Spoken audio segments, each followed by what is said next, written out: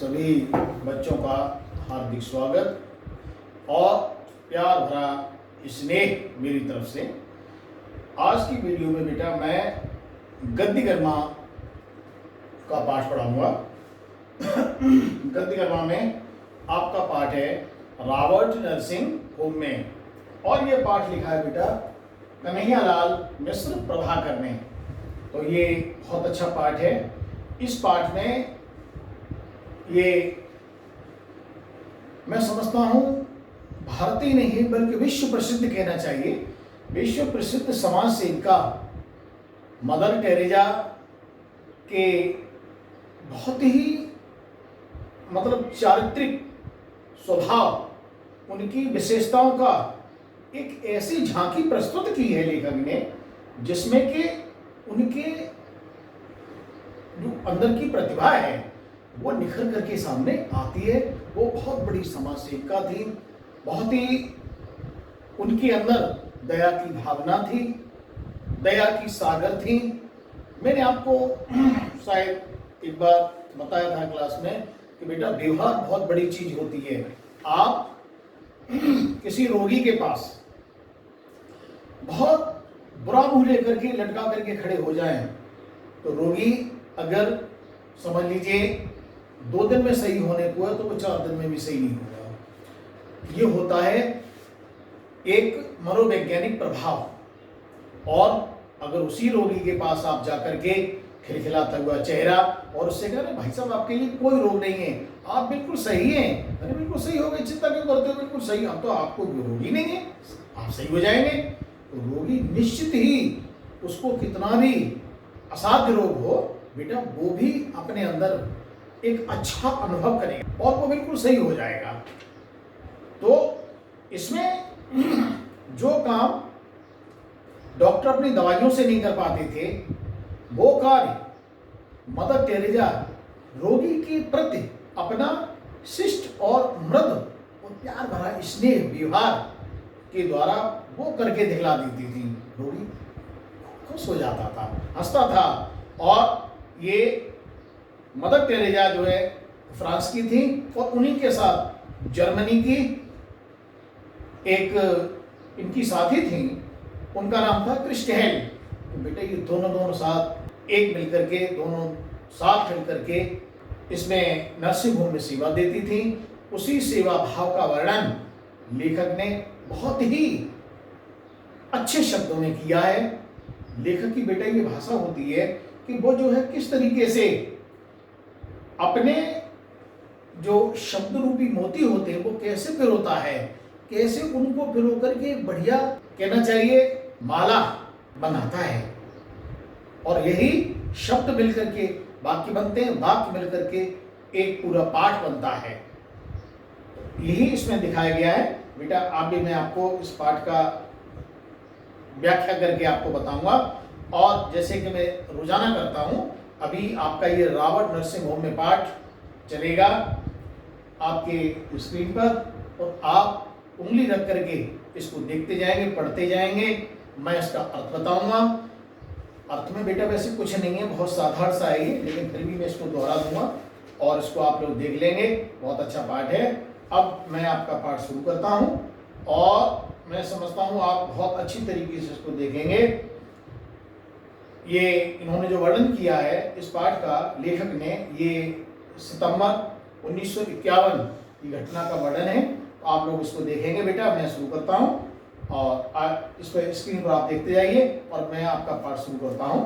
अब इस पाठ में बेटा ये लेखक ने इंदौर के रॉबर्ट नरसिंह होम में जो ये समझ लीजिए वो मैंने बताया था विश्व की प्रसिद्ध समाज सेविका मदर टेरेसा का वहाँ साक्षात्कार हुआ था उनसे, मदर टेरेसा से लेखक का। तो उन्होंने उनके चरित्र की झांकी प्रस्तुत की है, यहाँ पर उनके चरित्र का वर्णन किया है और उन्होंने ये बताया है कि जाति, राष्ट्र, स्वार्थ से अलग हट करके किस तरीके से मानवता, मनुष्य की या किसी की भी मानवता, अगर वो अपने मानवता या सेवा किस प्रकार से अपने दैनिक व्यवहार में लाता है, कितना महान बन जाता है। तो और मदर टेरेसा के साथ क्रिस्ट हेल जो जर्मनी की रहने वाली थी, जबकि मदर फ्रांस की रहने वाली थी। जर्मनी के हिटलर ने फ्रांस को कुचल दिया था, मालूम है आप, जब जर्मन का जो हिटलर था कितना तानाशाह था।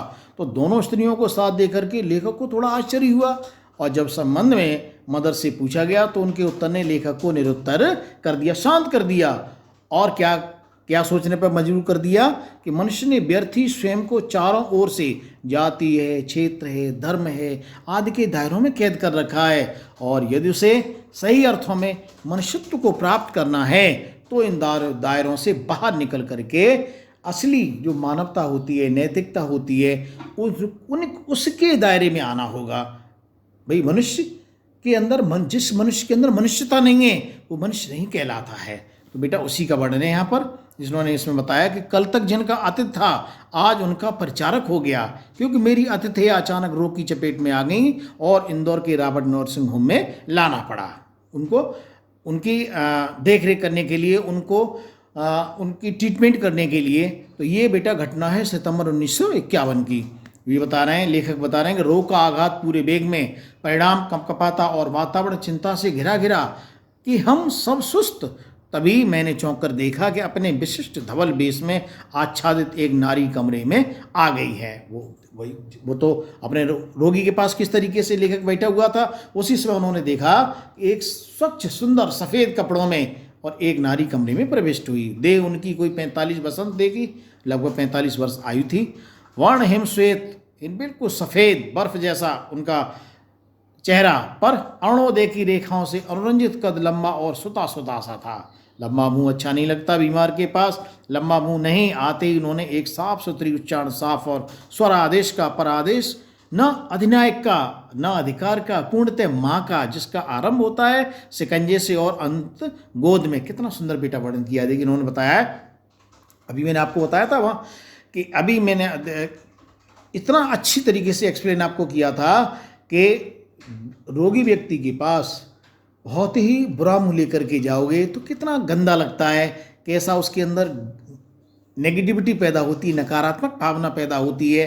तो उन्होंने कहा कि उनके ऊपर, उनके अंदर जो भाव थे वो ऐसे थे मुस्कराते हुए, और ऐसा मालूम पड़ा था कि मुस्कराने से तो प्रारंभ हुआ और अंत उनका गोद में, यानी ऐसा मालूम पड़ता था कि जैसे बच्चा, माँ बच्चे को गोद में ले लेती है, यही वही स्थिति उनकी वहाँ पर उत्पन्न हो रही थी। हाँ, वह माँ ही थी, होम की अध्यक्षा मदर टेरेसा, मातृभूमि जिसकी फ्रांस और कर्मभूमि भारत। यानी जन्मभूमि कहाँ थी बेटा उनकी? फ्रांस की, और कर्मभूमि भारत की। मदर टेरेसा, वो जो जिसका वर्णन यहाँ पर हो रहा है, उनका नाम था मदर टेरेसा।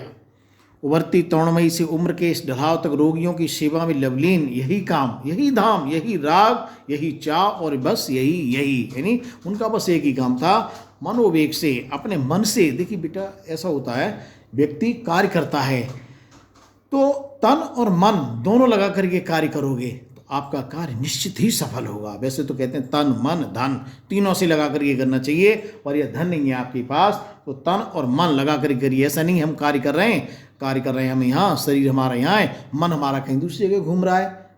नहीं, क्लास में बैठे हैं हम, आप क्लास में बैठे हैं, पढ़ रहे हैं, अब शरीर तो आपका है वहाँ, तन तो है, लेकिन मन नहीं है।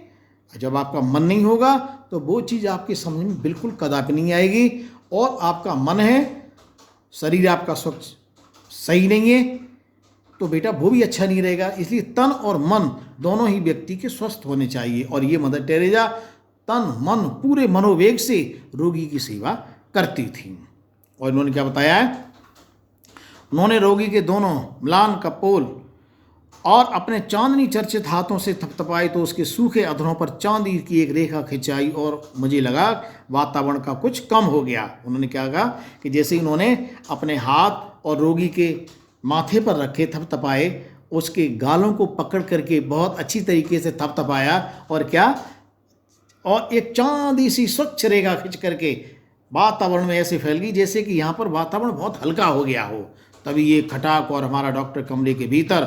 मदन ने उसे देखते ही क्या कहा, डॉक्टर तुम्हारा बीमार हंस रहा है।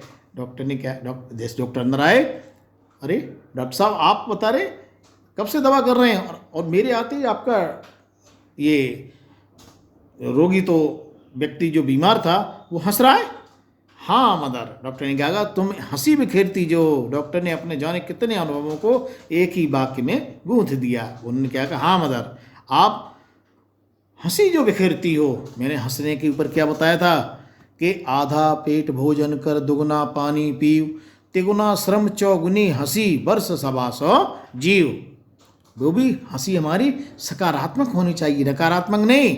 आप कहें आप कि सर ने बताया है हम तो हंसेंगे, हंसने के लिए सर ने बताया है। अब ऐसे थोड़ी कोई जा रहा है उस पर आप ताली पीट के हंसने लगे, बेटा वो नकारात्मक हंसी होगी, वो दूसरे के दिल को नुकसान पहुंचाने वाली, ठेस पहुंचाने वाली होती है। नहीं, हम सकारात्मक प्रसन्नता हंसें, क्योंकि शरीर का जो अंदर के ब्लड सर्कुलेशन होता है, रक्त का संचालन होता है, वो बेटा शुद्ध होता है हंसी से, है ना। तो इसमें क्या होता है, मैंने भावना से अभूत हो सोचा, जो बिना प्रसव किए ही माँ बन सकती है, वह 30 रुपये मासिक के योगक्षेम पर 20 वर्ष के दिन और रात सेवा में लग सकती है, और वही पीड़ितों के तड़पते जीवन में हंसी बिखेर सकती है। उन्होंने क्या कह दिया, जो बिना प्रसव किए, बिना बच्चे को जन्म दिए माँ बन गई। अरे देखिए, दो चीज़ें होती है, एक जननी और एक माँ। जननी जन्म देने वाली, और माँ, आप जो माँ का प्यार किस बहुत बेटा भाग्यवानों को मिलता है। तो उन्होंने बताया कि माँ का प्यार उन्होंने खींच लिया, बटोर लिया माँ का प्यार अपने व्यवहार से।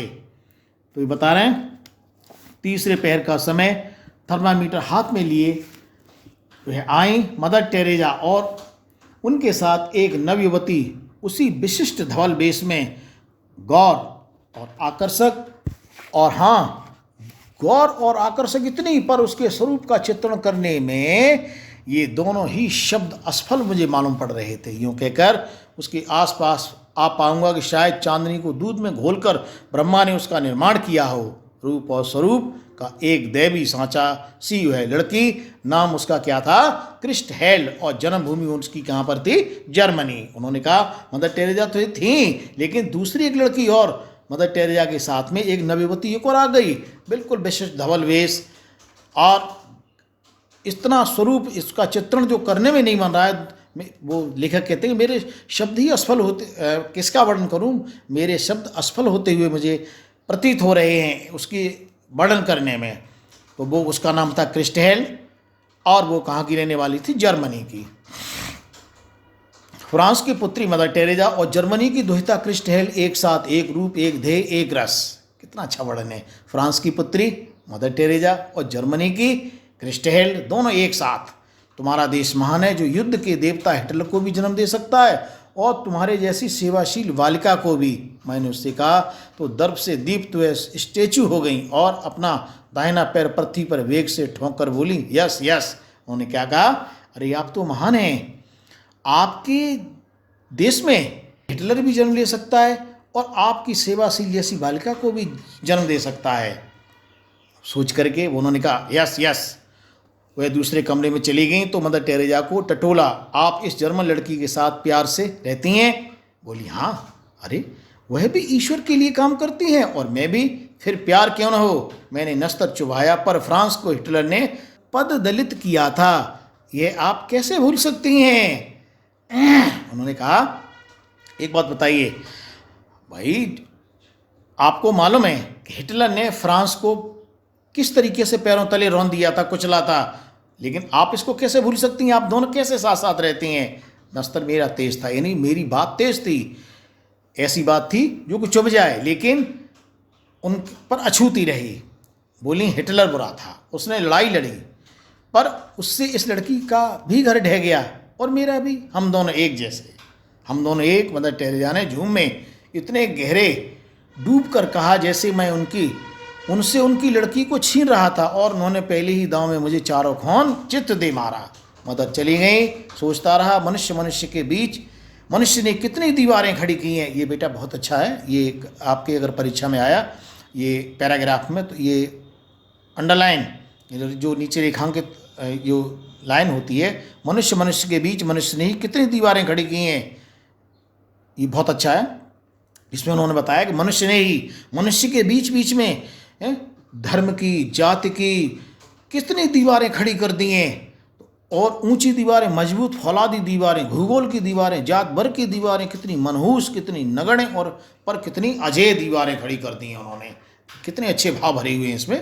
क्रिस्टेल के पिता जर्मनी में एक कॉलेज के प्रिंसिपल हैं और उसने अभी 5 वर्षों के लिए ही सेवा का व्रत लिया है। क्रिस्टेल के पिता जर्मनी में एक कॉलेज के प्रिंसिपल हैं और उन्होंने बताया कि इस लड़की ने, क्रिस्टेल ने 5 वर्ष का व्रत लिया है सेवा करने के लिए। रोगिणी के गहरे काले बाल देखकर उसने कहा, तुम्हारे काले बाल मेरे पिता के से हैं। कहा कि वह स्मृतियों में खो सी गई है, कह करके स्मृतियों में खो गई। मुझे लगा मैं ही क्रिस्टेल्ड हूँ, अपने माता पिता से हजारों मील दूर, एक अजनबी देश में अकेली खोई छली सी, और मेरी आंखें भर आईं। कितना अच्छा वर्णन है। देखिए क्या कहा कि मुझे मालूम पड़ा कि मैं ही, अंदर से मुझे ऐसा प्रतीत हुआ कि मैं ही क्रिस्टेल्ड हूँ और अपने माता पिता हजारों मील दूर रह करके अजनबी देश में कैसे खोई हुई सी, छली हुई सी प्रकट होकर के रहती हूँ, और यह सोच करके मेरी आंखें भर आईं। लड़की मेरे आंसुओं में डूब सी गई और किनारा पाने को उसने जल्दी से उन्हें अपने रुमाल से पोंछ दिया। उसका सदा हंसती आंखें सम वो नरम हो आईं, पर जरा भी नम नहीं। मैंने पूछा, घर से चलते समय रोई थी तुम? तो क्या कहा, उसका भोला उत्तर था, ना माँ बहुत रोई थी। भाई जब देखिए बच्चा घर से निकलता है तो उन्होंने, लेखक कहते हैं, मैंने पूछा आप इतनी भोली हैं, आपका चेहरा इतना भोला है, इतनी कम आयु है, घर से आप चली थी, क्या रोई थी? तो कि नहीं, मैं नहीं रोई थी, मेरी माँ रोई थी।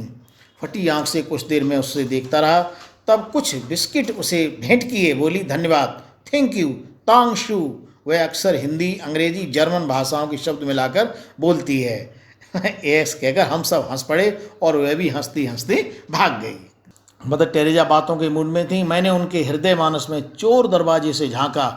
मदर, घर से आने के बाद फिर आप घर नहीं गई, कभी मिलने मुझलने नहीं गई?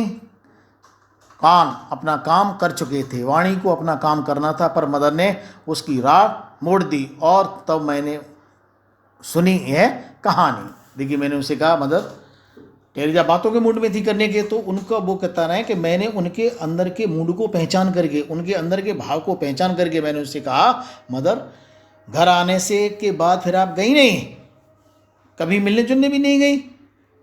तो अब देखिए उन्होंने क्या कहा, उन्होंने अपनी कहानी कैसे मुझे सुनाई। कई वर्ष हुए फ्रांस में विश्व भर के पूजा ग्रहों का एक सम्मेलन हुआ। भारत की 2 मदर भी प्रतिनिधि होकर उस सम्मेलन में गईं।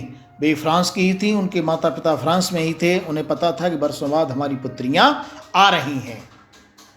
दोनों माताएं अपनी पुत्रियों का स्वागत करने जहाज पर आईं, पर विचित्र बात यह हुई कि वे दोनों अपनी पुत्रियों को पहचान नहीं पाईं और आपस में कहती रहीं कि तुम्हारी बेटी कौन सी है, और अंत में उनका नाम पूछा, तब उनसे गले मिली। कहानी पूरी हुई तो कई प्रश्न उठे, पर मदर टेरेजा उनके उठते भाग गईं। निश्चय ही उन दोनों अनपहचानी पुत्रियों में से एक वे स्वयं थीं। यानी उन्होंने इतनी कहानी में वो अपनी बात कह गईं। बस इतना ही था। एक दिन मैं उनसे और कहला सका। घर से बहुत चिट्ठी आती हैं तो मैं यहाँ के किसी स्थान का फोटो भेज देती हूँ। रोग पूरे उभार पर था, रोगी के लिए असहाय। मदर टेरेजा ने कहा, तुम्हारे लिए आज विनती करूँगी। उनका चेहरा उस समय भक्त की श्रद्धा से प्रोत्माभासित हो उठा था। यानी ऐसा चेहरा हो गया था, इस तरीके से ऐसा चेहरा मैंने, यानी जब उन्होंने ये चीज़ें सुनी पूरी तरीके से, तो चेहरा अपने कर्तव्यों के प्रति होने वाली भावनाओं से युक्त हो गया। रोगी ने कहा, कल भी करना मदर। मदर के स्वर में मिश्री ही मिश्री, पर मिश्री कूजे की थी सी मिठास तो तुरंत देती थी, पर घुलती तुरंत नहीं। बल का प्रयोग हो तो मुंह तक को छील देती है। बोली, ना, कल उसके लिए करूँगी जिसे सबसे अधिक कष्ट होगा, जैसे 1000 वाट का बल मेरी आंखों में कौंध गया हो। रोगी ने क्या कहा, मदर आपके आने से मैं स्वस्थ हो जाता हूँ, क्या कल भी आप मेरे पास आएंगे? तो उन्होंने क्या कहा, नहीं, कल हम उसके पास जाएंगे जो अधिक कष्ट में होगा। तुम तो सही हो जाओगे, नहीं सही होगे फिर आऊँगी। मैंने बहुतों को रूप से पाते देखा था, बहुतों को धुन से, गुणों से भी बहुतों को पाते देखा था, पर मानवता के आंगन में समर्पण और प्राप्ति का यह अद्भुत सौम्य स्वरूप आज अपनी ही आंखों देखा कि कोई अपनी पीड़ा से किसी को पाए और किसी का उत्सर्ग सदा किसी की पीड़ा के लिए सुरक्षित रहे। कितनी अच्छी बात है ये। इसमें आगे देखिए बेटा, लेखक ने कहा है, ऊपर के बरामदे में खड़े खड़े मैंने एक जादू की पुड़िया देखी। जीती जाती जादू की पुड़िया, आदमियों को मक्खी बनाने वाला कामरूप का जादू। ये महत्वपूर्ण है, इसको देख लेना, ये परीक्षा में आ सकता है ये पैराग्राफ। और इसमें से जो प्रश्न करने के लिए आते हैं, इसके अंडरलाइन करके व्याख्या करने के लिए आती है, तो इसको समझ लेना। ऊपर के बरामदे में खड़े खड़े मैंने एक जादू की पुड़िया देखी, जीती जाती जादू की पुड़िया, आदमियों को मक्खी बनाने वाला कामरूप का जादू नहीं, मक्खियों को आदमी बनाने वाला जीवन का जादू। होम की सबसे बुढ़िया मदर मार्गरेट, कद इतना नाटा है कि उन्हें गुड़िया कहा जा सके, पर उनकी चाल में गजब की चुस्ती, कदम में फुर्ती और व्यवहार में मस्ती। हंसी उनकी यों के मोतियों की बोरी खुल पड़ी हो, और काम यों के मशीन मात मारे। और भारत में 40 वर्षों से सेवा में रसलीन जैसे और कुछ उन्हें जीवन में अब जानता भी तो नहीं। भाई और कुछ जानना नहीं है उन्हें जीवन में, केवल यही करना है। उन्होंने, लेखक ने बताया कि मैंने ऊपर बरामदे में खड़े हुए देखा, वहाँ जब मैं खड़ा हुआ था, एक जादू जैसी पुड़िया मुझे दिखाई दी, छोटे नाटे कद की, जीती जागती जादू की पुड़िया। और कैसा मुझे वो जादू पुड़िया मालूम पड़ी, जैसे कामरूप का जादू होता था, आदमियों को वो मक्खी बना देता, लेकिन ये मक्खियों को आदमी बनाने वाला जादू था। बहुत नाटा उनका कद था, और वो थी बुढ़िया मदर मार्गरेट। तो इसमें उन्होंने उनका वर्णन किया है, आगे देखिए। ऑपरेशन के लिए एक रोगी आया, ऐश आराम में पला जीवन, कहने को बेचारे को आदत, सहने का उसे क्या पता, पर कष्ट क्या पात्र की क्षमता देखकर आता है। मदर, मर जाऊंगा, उसने बेहल होकर कहा। वातावरण चीत्कार की विह्वलता से भर गया, पर बूढ़ी मदर की हंसी के दीपक ने झपकी तक नहीं खाई। कितना अच्छा था, देखिए, एक रोगी आया ऑपरेशन के लिए, और वो कैसा था, ऐश आराम में पला हुआ जीवन था उसका, और लेकिन भाई कहने की बेचारे को आदत, सहने का उसे क्या पता।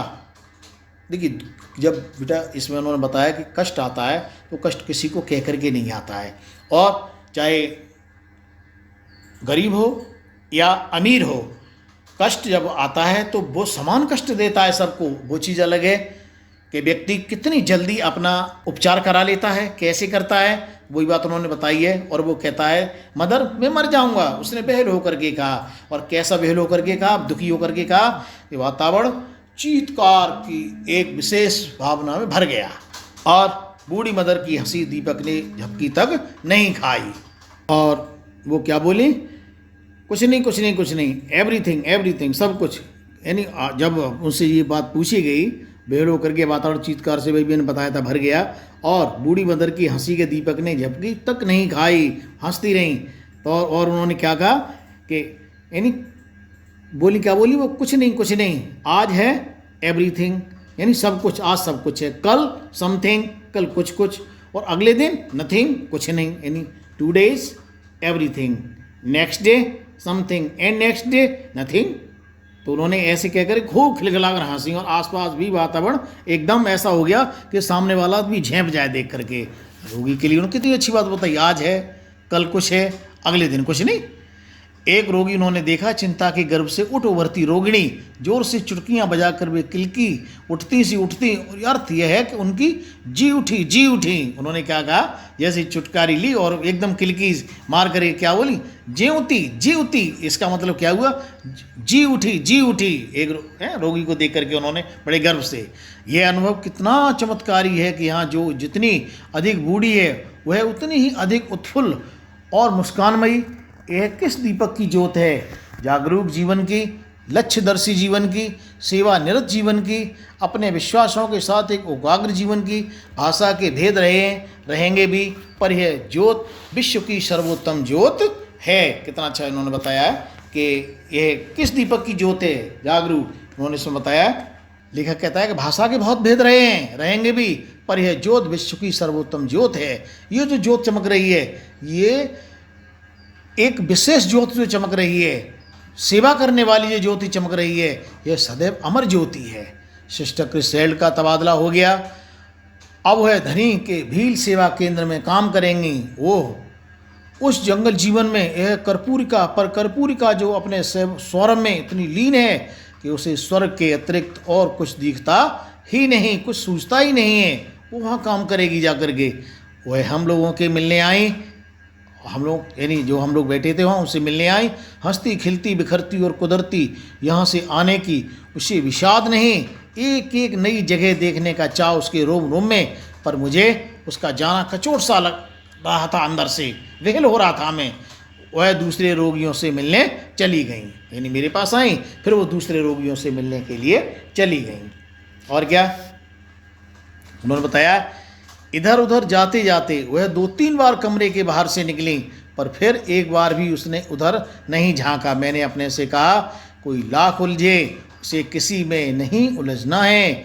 और तब सिस्टर क्रिस्टहेल का सच यह है कि सिस्टर मदर वर्ग का निस्संग निर्लिप्त निर्द्वंद जीवन पूरी तरीके से मेरे मानस चक्षुओं में समा गया। उनका जो एक अंदर था, निसंग कहते तटस्थ, है ना, वो पूरी तरीके से मेरे अंदर समा गया। और मैंने अपने आप से ही क्या कहा, सिस्टर क्रिस्टहेल, हम भारतवासी गीता को कंठ में रखकर धनी हुए, पर तुम उसे आजीवन में रख करके, अभी मैंने आपको बताया था ये बात कि कृतार्थ हो गई। बेटा इसमें बताया उन्होंने कि भारतवासियों के कर्म के प्रति उदासीनता की ओर इसमें संकेत किया गया है। हाँ बेटा, तो ये आपका पाठ मैंने पढ़ा दिया, कंप्लीट हो गया। इसमें अंत में लेखक ने जो बताया है, इसमें उन्होंने बताया है सिस्टर क्रिस्टहेल यानी मदर टेरेसा के तो वो व्यवहार के कायल थे ही, वो तो पूरा वर्णन है ही। सिस्टर क्रिस्टहेल को भी उन्होंने संबोधित करते हुए क्या कहा था लेखक ने, इन्होंने प्रभाकर जी ने क्या कहा था कि हम भारतवासी यानी हम भारत के रहने वाले गीता को कंठ में रखकर धनी हुए।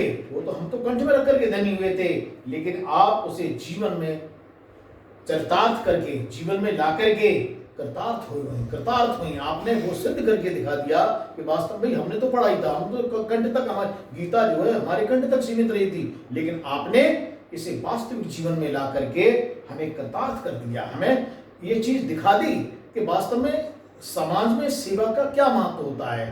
तो बेटा ये पाठ आपका कंप्लीट हो गया। इसके बावजूद भी आपके कोई चीज समझ में नहीं आता, रोजाना आपको बताता हूँ, आप लोग मुझसे पूछ सकते हैं। इसी के साथ मैं आपका पाठ खत्म करता हूँ, अगला पाठ अगली वीडियो में शुरू करूंगा।